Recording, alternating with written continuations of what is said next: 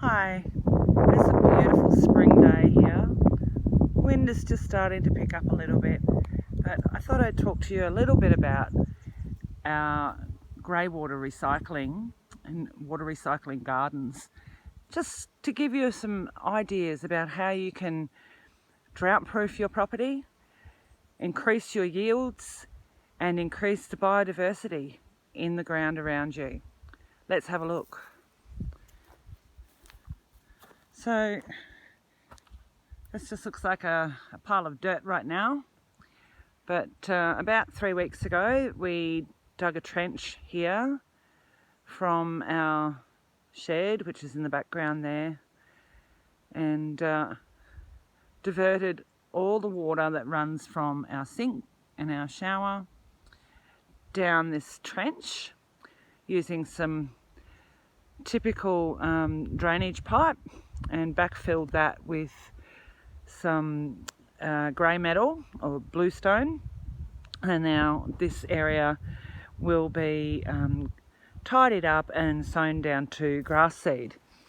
So the water comes down through this trench, and it's really important to be able to do this because in a drought-ridden country like Australia, we know that the rainfall rarely exceeds our evaporation rate. So it's important that we make the most of every drop of water that we have. So you'll see here the trench comes out and there's blue metal, bluestone, and we've covered that with some granite rock just to provide a little bit more habitat for the invertebrates and lizards and things like that that live in our property. So there's a habitat development there, and you can see here that the pipe comes out through the rocks there to this tub, which I'll just open up and show you.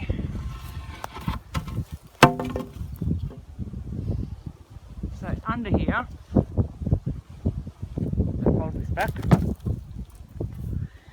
Under here we have the drain coming through into some slotted pipe which drains the water into this bathtub. Now in this bathtub is old dried cattle manure which we've collected from our cattle paddock, and lots of worms. So you can't actually see the worms working at the moment, but they're in there working away on anything that comes down the drain, including any small food scraps or anything like that. So that, we'll just cover that back up so the birds don't get into it. That then drains out the bottom here through this pipe and runs down to, get down here, the next phase. So this is still under construction, and it's another old bathtub, and that will be filled later today with some gravel in the base to stop it from clogging, some soil and some mushroom compost, and into that we'll get planted a native reed which is called the bulrush reed, and that will populate that garden bed, that bathtub. So what happens there is the water as it comes through from the worms at the top will then fill this bathtub and feed the reed bed. The reed bed will clean the water so that it is then safe to use in the next stage, which runs down along here. And as I said, this is still under construction, so it will come along the profile of this area here to a small pond which will be set up as a frog habitat, again supporting the biodiversity and the wildlife. So the small pond will be in this area, general area, and that is still high enough in our landscape to filter down to support other species. So this area will then get planted out with mostly native plants, and it will be watered by us just having a shower. So that gives you a quick overview of how that system works.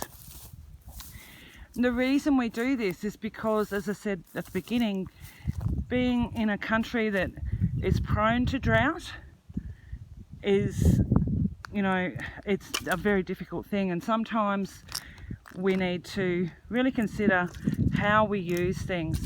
And permaculture encourages us to increase biodiversity and to reuse our waste streams and put them to good use. So this is one way that we can do that.